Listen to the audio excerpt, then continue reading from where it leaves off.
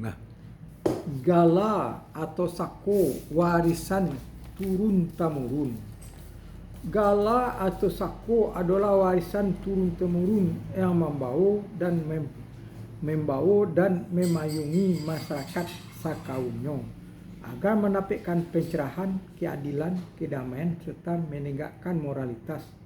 Dengan sendirinya orang yang mendapat atau menerima gala bukanlah sebagai penambah panjangnya nama, sebagai tanda seorang telah menjadi pimpinan di dalam kaumnya. Tidak saja bisa memayungi dan memproteksi simbol-simbol budaya, tapi bagaimana memfungsikan dan memaknai gala yang disandangnya sehingga berimplikasi pada masyarakat kaumnya. Banyak sudah yang nak tahu tuangnya, banyak sudah yang tidak tahu memakai gala datuk titik-titik seperti terjadi di negara-negara lain. Merupakan kawasan rantau Minangkabau, awalnya dihuni oleh masyarakat etnik Mandailing yang berasal dari Padang Simpuan dan Kota Nopan, Tapanuli Selatan, Provinsi Sumatera Utara, yang menorko desa tersebut oleh 5 warga, yaitu kelompok Lubis dan Siregar berasal dari Kota Nopan, kelompok Nasion Batubara dan Arab berasal dari Padang Simpuan. Transmigrasi spontaniko terjadi pada tahun 1850 karena lahan di kampung asalnya mulai menyempit atau bisa juga budaya adat gula adat semut karena jarak antara Kota Padang dan Desa Buayan sekitar 29 km sehingga memudahkan akses ekonomi di mana masyarakat Buayan kala itu adalah bergerak di bidang pertanian. Masyarakat yang berasal dari Tapanuli Selatan merupakan masyarakat pendatang di Ranah Minang pada 17 April 1850, buka kurang bulan Depa, maksudnya pada tanggal 17 April 1850. Kelima marga tersebut mengikuti tatanan budaya Minangkabau, di mana bumi dipijak, disinan langit dijunjung. Sehubungan dengan itu, selanjutnya kalimu marga Lubis Nasion Narahap Siregar dan Nasion mengisi adat kepada nenek mamak nagari Lubuk Aluang sekaligus mendirikan adat Sarato Jo Pusako wilayah tanah. Kalimu marga Iko pun mengisi adat kepada nenek mamak dan mendirikan adat. Kemudian kalimu marga itu mendapatkan gala. 1. Datuk Rajo Manih untuk marga Lubis. 2. Datuk Rajo Lelo untuk marga Batubara. Dan 3. Datuk Rajo Manambin untuk marga Arahap. 4. Datuk Rajo Manambang untuk marga Nasution. Dan 5. Datuk Sultan Paruman untuk marga Siregar.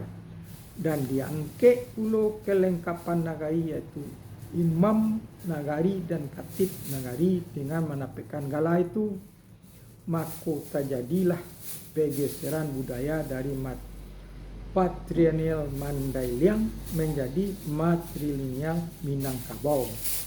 Namun dengan kekondisian kekinian tatanan tersebut tidak menunjukkan eksistensinya, rasanya perlu diberlakukan sertifikasi untuk kelayakan seseorang menjadi datuk.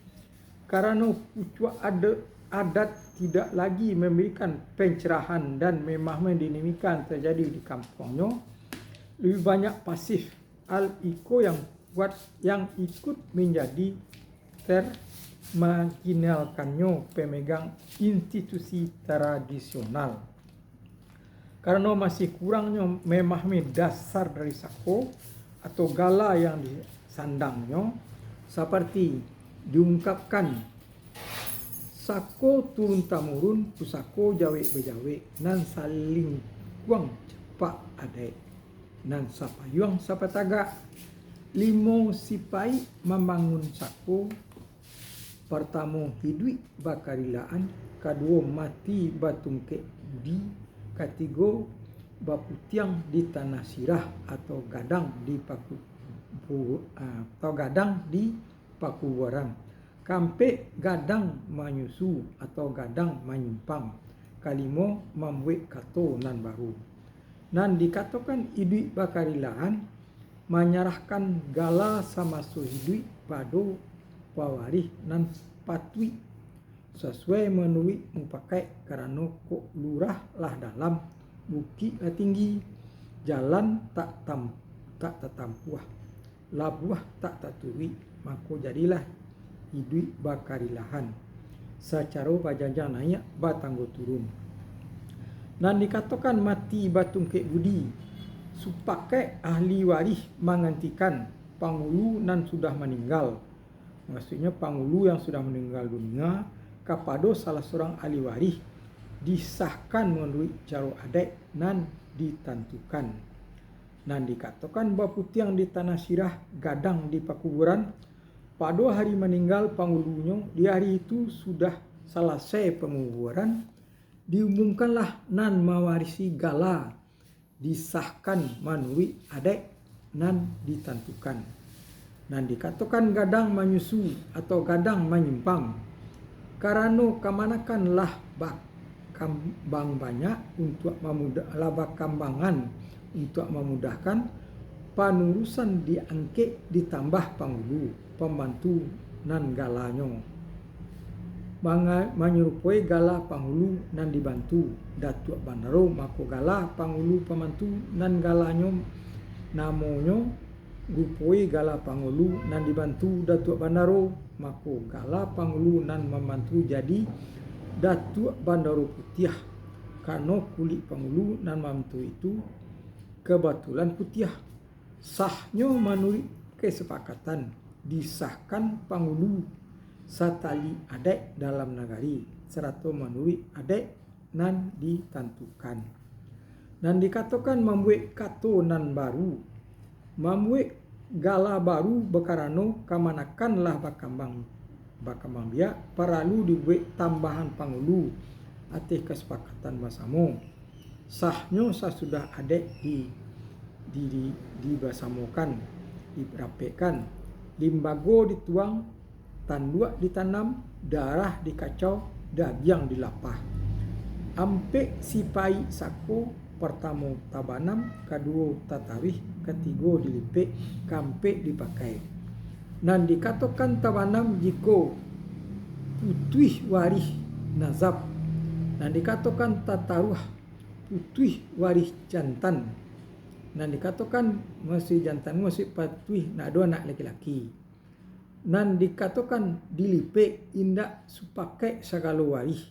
Dan dikatakan dipakai samu pakai segala waris. 5 baginya nan disakui. Pertama, saku dari niat mama. Kedua, saku dari mama. Ketiga, saku dari induk bapak. Keempat, saku dari alam pandito. Kelima, saku dari korong kampung. Sako dari niat mama adek namanya. Sako dari mama kalipah namanya.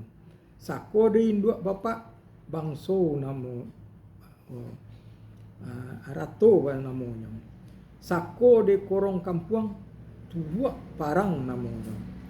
Institusi tradisional terjadi justru membingungkan masyarakat karena pemahaman sako atau gala menjadi kabur.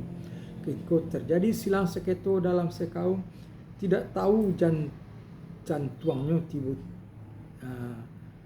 maksudnya tidak tahu asalnya tiba-tiba siatoi sudah pagala bisa jadi pulau karena tidak dilewakan. Tapi itulah yang terjadi di desa Buayan yang unik bila para pemegang gala tahu dengan ampek sipek sako dan 5 baginya nan disakoi insyaallah akan terjadi pencerahan. Iko cerita gala atau sako warisan turun-temurun yang terjadi banyak anoko di desa Buayan Kenagarian Aluang Padang Pariaman.